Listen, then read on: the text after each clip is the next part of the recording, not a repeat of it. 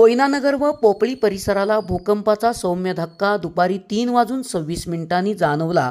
भूकंपाचा धक्का. भूकंपाचा केंद्रबिंदू हेळवाक गावाच्या पश्चिमेला. MEQ 800 या उपकरणाद्वारे झाली भूकंपाची नोंद. धरणाला कोणताही धोका नाही. कोयना धरण व्यवस्थापनाने दिलेल्या माहितीनुसार बुधवारी दुपारी 3:26 कोयनानगर व पोपळी परिसराला भूकंपाचा सौम्य धक्का जाणवला आहे.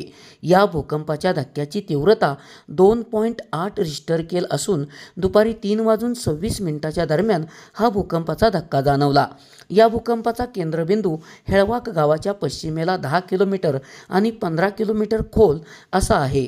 हा भूकंपाचा धक्का सौम्य प्रकारचा असून या भूकंपाच्या धक्क्याने कोयना धरणाला कोणताही धोका नसल्याचे कोयना धरण व्यवस्थापनाने सांगितले आहे. कोयना धरण कार्यालयात असणाऱ्या MEQ 800 या उपकरणाद्वारे या सौम्य भूकंपाची नोंद झाली आहे.